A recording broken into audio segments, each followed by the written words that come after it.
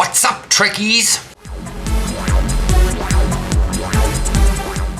Hi. So, yeah, I already checked the news this morning. It's 9 o'clock on a Tuesday. Not much. The crystalline cataclysm is happening, so do that once a day and get your little shard so you can. Repetition, events. Collect 14, get yourself a 50,000 dilithium, 500 fleet marks, random package of like maybe 250 of a reputation one, which I'm probably gonna choose more fleet marks. And then the universal kit, crystalline spike, which doesn't say what it does, but it's ground. So, oh yeah, it is right there, 250 of your choice. So I'm probably gonna choose fleet marks again. And I'll go get like a fleet mark bonus before I do that. I'm at 6 of 14 right now, so that's what's going on there. The new thing is out, and that's what the new thing. The episode is out. The new bit part of it will be starting. Oh, I'm completely aware that you're going to read to me the entire thing. So the console science temporal disentanglement suite mark. Such a name. Mark 12, which I'm going to be upgrading. Did I already upgrade? Anyways, I'm probably going to be upgrading here pretty soon. This Thursday, the 20th, the warp cores come out, which, looking at these stats, might actually switch over to using this warp core rather than the Obelisk subspace warp core, because I don't need a reduction of my slipstream drive. An auxiliary buff, the temporal phase capacitor rather than a shield capacitor, could be kind of useful. I don't know. I'm having this feeling about Tetrion all of a sudden, rather than Polaron. And then next Thursday, the omnidirectional anti-chronoton infused Tetrion beam array. Which is like, of course, why not just have a giant name? This is German, apparently, where everything is a really, really long name. But, you know, no offense to the Germans. I fucking love you guys. But you do have, like, sometimes ridiculously long words that, when translated, are like, to us. I mean, I'm not in space right now. I should probably head out to space because I'm sitting actually inside the dilithium mine. So like it's trying to give me all the ground crap. I was like running somewhere thinking I was in the starbase. I can just beam out from anywhere. So yeah, its stats, at least with my stats and build up and stuff. Where'd you go? We're looking at like 307 Tetrion damage, which the funny thing is I can't necessarily, like my cutting beam is so much more powerful, but it's also a Mark 13 and has like damage times 3, so yeah. It doubles and pierces resistances versus heralds. That's cool, but because it's like the anti-chronoton focusing emitters, which is just bonus Tetrion damage. Sounds like it could be really good with the Nukara set. What ship do I have that has the Nukara set anyway? Anyways, so I'm going to talk about today a little bit of my thoughts on the morals of what Butterfly is all about. I mean, I get it, and in a weird way, I was trying to roleplay my character, but the problem is they didn't have the options for what I would roleplay with my character. My character would, like, he's cautious, but he understands the fickleness of time. Whereas all the options were sort of like, yeah, we really shouldn't do this. Are you really, really sure we shouldn't do this? I don't like this at all.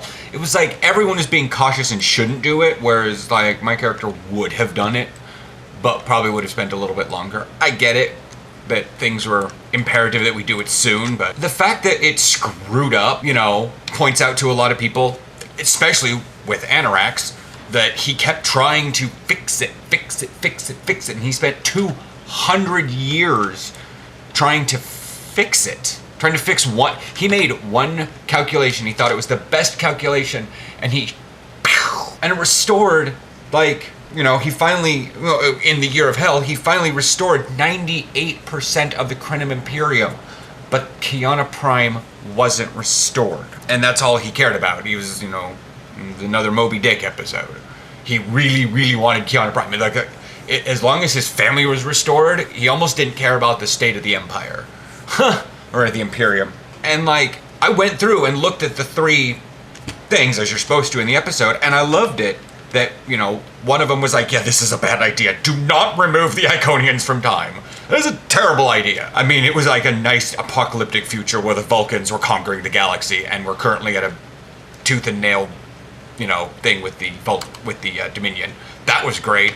And the other ones, like, obviously number 3 was okay.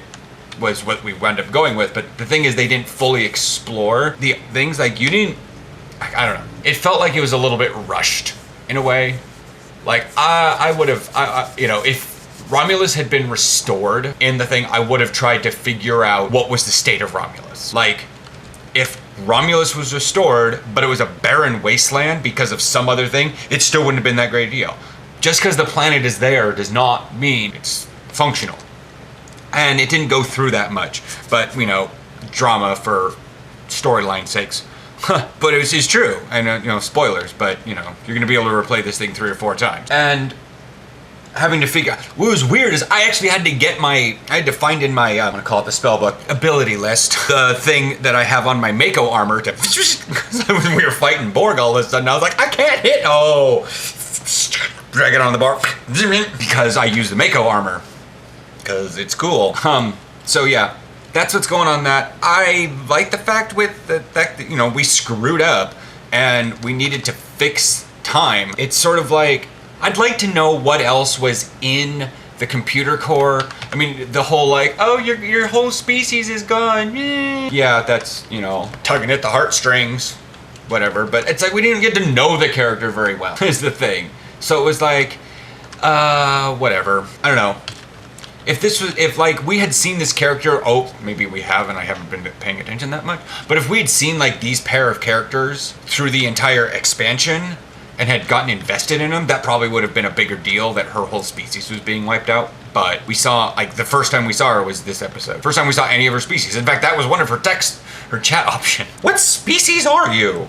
And she explained, and then she went away. And it was like, yay for art assets. There are only for 1 episode. So that's a story problem thing. Like I said, we probably could have, you know, had it with like the Krenim. They could have been there. She could have been on there when we first came across the Krenim. And like I said, maybe she was and I just didn't explore. That's something Cryptic could do in the future, that if they're gonna wipe a species out like this, they should get us a little bit more invested in the species rather than like have them as a one-shot. That's that. What do you think of this episode? What are your thoughts on, you know, time manipulation? Are you actually going to be using this set bonus stuff? Like I said, I'm going to. I don't know if I'll use the 3 set. I'm gonna go over this thing again. What is the other one? Oh, yeah, of course I'm gonna be using an Omni Beam. God, yes. I'm probably gonna get the anti-chronoton infused Tetrion energy weapon, and who knows, I might actually build myself another Omni Tetrion and just switch over to, because refracting Tetrion could actually be pretty cool, because I can get refracting Tetrion pretty easy for a dual beam on the front. But who knows? I do like that anti-chronoton infused Tetrion discharge. That could be cool. 3,000 damage to enemies within. That's cool. Anyways, I will chat with you guys later. What do you think of the episode? What do you think of time travel and manipulation? And, you know, what could Cryptic have done to, you know... It seemed like this episode was kind of put together, but some pieces of it were rushed. But, you know, welcome to MMOs and having deadlines. I will chat with you guys later. Bye.